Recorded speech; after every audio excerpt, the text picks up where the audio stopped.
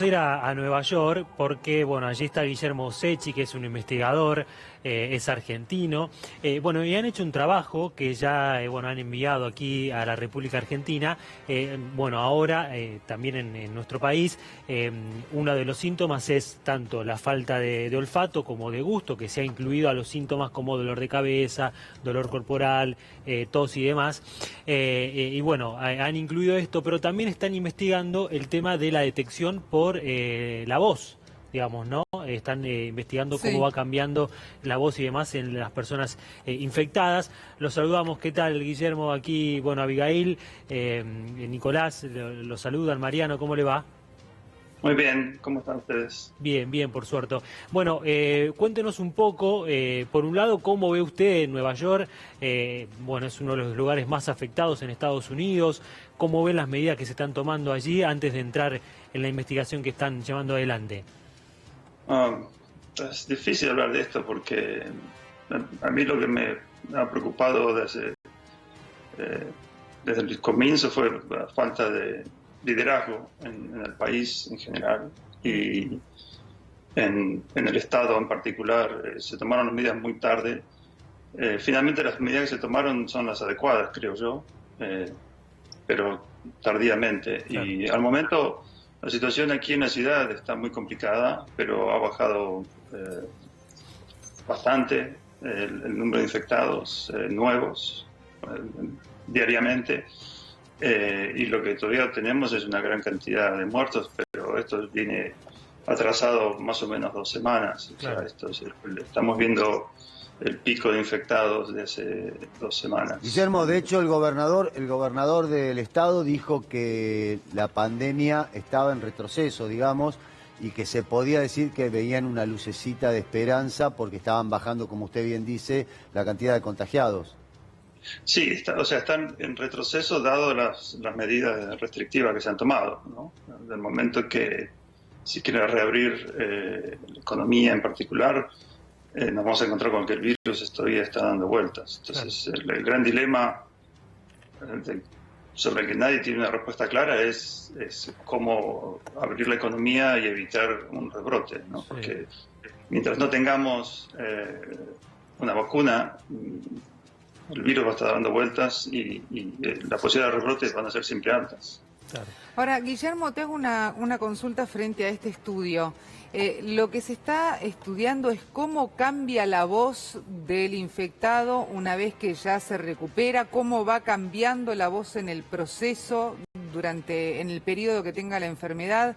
¿Qué es lo que se está estudiando ahora? Te explico las dos cosas que mencionaron, lo del olfato y lo de la voz. Lo del olfato, lo que tenemos son datos preliminares bastante fuertes, pero preliminares para el estándar científico, Sí. de que, como es obvio, sabemos que incluso en resfriado común hay mucha gente que pierde el sentido del olfato y del gusto, pero tenemos indicios que esto es un síntoma muy temprano. Y de hecho los datos que tenemos son datos de jóvenes de la universidad que son asintomáticos para cualquier otro síntoma. Y sin embargo han tenido un cambio considerable en lo que se llama la hiposmia, o sea, pueden detectar menos los olores. Ajá.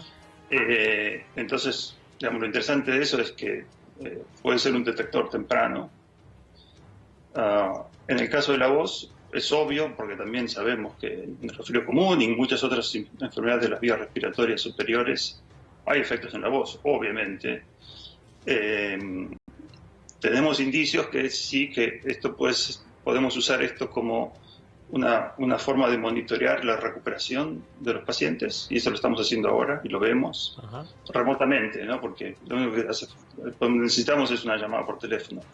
Pero tenemos indicios también interesantes, preliminares, de que justamente, pues esto es una enfermedad que ataca las vías respiratorias, que hay efectos sutiles que se pueden detectar muy tempranamente en ausencia de otros síntomas. Y esto es un poco que les va a resultar simpático.